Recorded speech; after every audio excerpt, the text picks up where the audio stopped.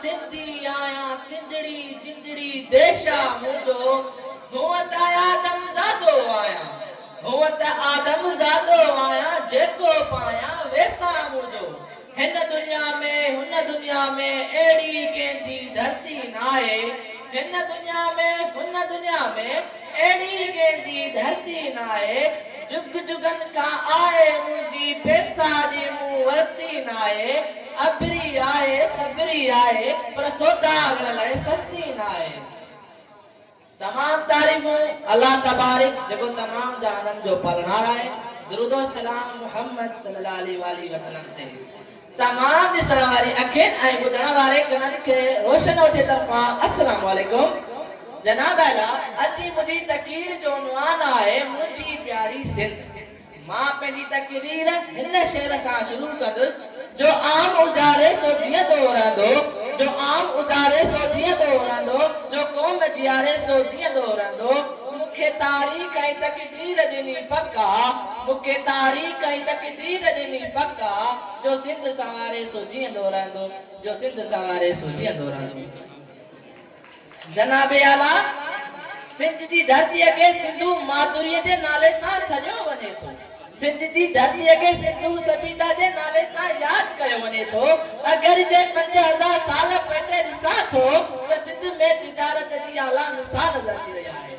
दुनिया जा वॾे में वॾा ताजर माण्हू सिंध जी तरफ़ रवाना थी रहिया आहिनि सॼी दुनिया जा माण्हू आलिम थियण लाइ सिंध जे शहर ठटे ॾांहुं विखो वधाए रहिया आहिनि हा जनाब अला ॾिसां थो त 5000 साल पहिरियां सिंध दुनिया खे तहज़ीब सेखारी आहे सिंध दुनिया के शहर अदर सिखारी आहे इराक ऐं मिस्र जा बादशाह सिंध जो संग मरमर पाए फकर महसूस कर रहा है जे सिंध जे आलमन के अब्बासी खलीफा पंहिंजी महफिल में घुराए खुश थी रहा है हा जनाब अला जे सिंध जे फन जा आला मिसाल रनी कोट ऐं फैज़ महल आहे जनाब अला असां जे सिंध जो अजरक असां जो शान असां जे सिंध जो अजरक मेहमानन जो तोहफो असां जे सिंध जो अजरक घोटन जो शान असां जे सिंध जो अजरक अमन जो झंडो आहे अज तोखे दसिया सिंध केड़ी आ अज तोखे दसिया सिंध केड़ी आ सिंध सुह बिया सुरहान बिया सिंध चाहत जी चांदान बिया सिंध मोहब्बत जी मांडान बिया सिंध शाह जे बेटन जेड़ी आ सिंध ककरन जी वसकार बिया जनाब अला सिंध जी धरती केड़ी न खुश नसीब धरती आहे जो इन्हनि केतिरनि भेटनि जड़नि बहादुरनि गलतनि जड़नि कदारनि ऐं होशव जड़नि हुशारनि जनम वरितो हा मां सिंध जो बाइशन शहजादो आहियां जितां जा बुज़ुर्ग शाह इनायत शाह लतीफ़ ऐं सचल सरमस्त आहिनि जे सिंध खे मोहम्मद बिन कासिम बाबले इस्लाम बणायो हा मां सिंध ते फखर थो कयां जंहिंजा सूरमा डोडो सुमरो होशूं ऐं हेमूं आहिनि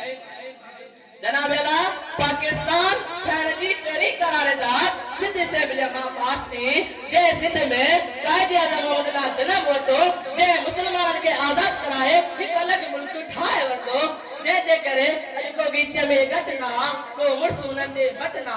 छा नारा हा छा मींहं हुआ उहो मुड़ुस हुआ या शींहं हुआ जेके ॾेल जा डोंगर डारे विया गजगोड़ करे गरमाए विया बसि मूंखे अहिड़ा मुड़ुस वणिया जेके प्यारो पाकिस्तान ठाहे विया जेके प्यारो पाकिस्तान ठाहे विया जनाब अला हाणे मां तारीख़ मां नज़रूं हटायूं मुझी नजर पाकिस्तान जे सूबे सिंध ते आई जिते सिंध होशियार ऐं मेहनती ॿारनि खे जनम ॾिनो उते मूंखे काफ़ी कल्चर जी सकाफ़त सॼाण मिली